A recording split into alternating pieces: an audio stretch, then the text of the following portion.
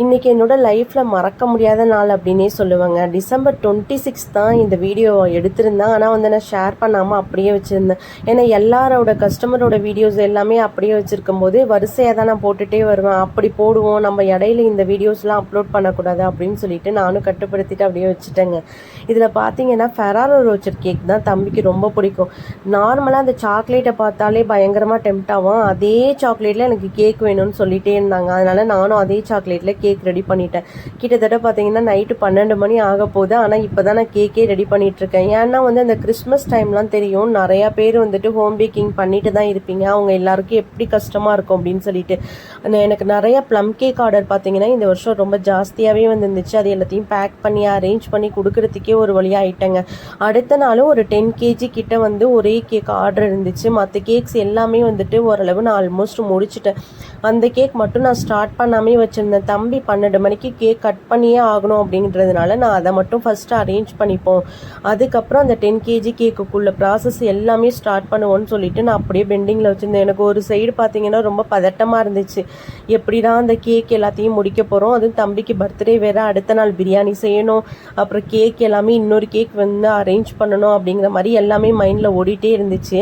ஏன்னா என்னை நம்பி வேறு பார்த்தீங்கன்னா ஒரு 10 kg கேக்கு, அதுக்கப்புறம் கப் கேக்ஸு, டோனட்டு, இந்த மாதிரி நிறையா ஆர்டர் கொடுத்துருந்தாங்க. அது எல்லாத்தையும் பக்காவாக ரெடி பண்ணி தரணும். ஃபஸ்ட்டு பர்த்டே கேக்கில் எந்த சொதப்பலும் இருக்கக்கூடாது, நம்ம இவ்வளோ டைட்னஸ் வந்துட்டு அந்த கேக்கில் காட்டிடக்கூடாதுன்னு எனக்கு மைண்டில் ஓடிக்கிட்டே இருந்துச்சுங்க. எப்படியோ ஒரு வழியாக என்னோடய பையனோட பர்த்டே செலிப்ரேஷனையும் முடிச்சுட்டேன், அந்த 10 kg கேக்கையும் நான் முடிச்சுட்டேன். அந்த 10 kg கேக் பார்த்தீங்கன்னா நெக்ஸ்ட்டு வீடியோவில் அப்லோட் பண்ணுறேன். அது எப்படி இருக்குது அப்படிங்கிறத சொல்லுங்கள். நான் ஓவராலாக வந்து எந்த மாதிரியெல்லாம் வந்துட்டு செட் பண்ணி கொடுத்தேன், எப்படி வந்து அவுட்புட் வந்துருந்துச்சு அப்படிங்கிறது எல்லாத்தையுமே உங்களோட ஷேர் பண்ணுறேன்.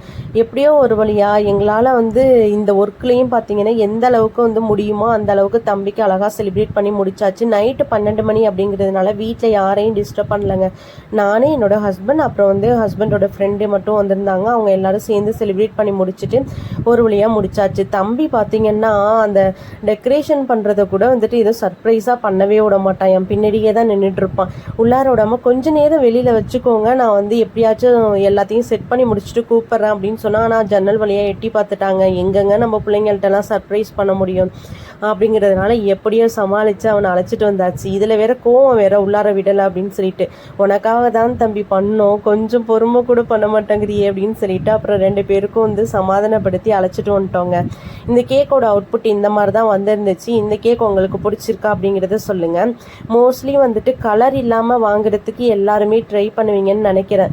அப்புறம் வந்து கிஃப்ட் எல்லாமே வந்துட்டு ஓரளவு வந்து எல்லாமே கலெக்ட் பண்ணி வச்சுருந்தோம். ஏன்னா வந்து இந்த டிசம்பர் 26 டைமில் வந்துட்டு பார்த்திங்கன்னா ரொம்ப டைட்டாக இருக்கும். அப்போ வந்து கிஃப்ட் எதுவுமே வாங்க முடியாதுன்னு சொல்லிட்டு கொஞ்சம் கொஞ்சமாக கலெக்ட் பண்ணி வச்சுருந்த கிஃப்ட்டு தான் தம்பிக்கு கொடுத்துருந்தோம்.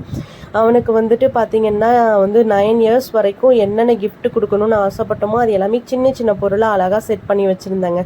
இந்த கேக்கோட வந்து அவுட்புட் எனக்கு ரொம்ப பிடிச்சிருந்துச்சு. நாங்களும் வந்து ஓரளவு சூப்பராகவே செலிப்ரேட் பண்ணிட்டோம்னு நினைக்கிறோம். போன வருஷம் இன்னும் கிராண்டாகவே நல்லா பண்ணியிருந்தேன் கேக்ஸ் எல்லாமே. இந்த வருஷம் ரொம்ப கஷ்டமாக இருந்ததா, அதனால சிம்பிளாக இந்த வீடியோ உங்களுக்கு பிடிச்சிருந்துச்சுன்னா நம்ம சேனலை சப்ஸ்கிரைப் பண்ணி சப்போர்ட் பண்ணுங்கள்.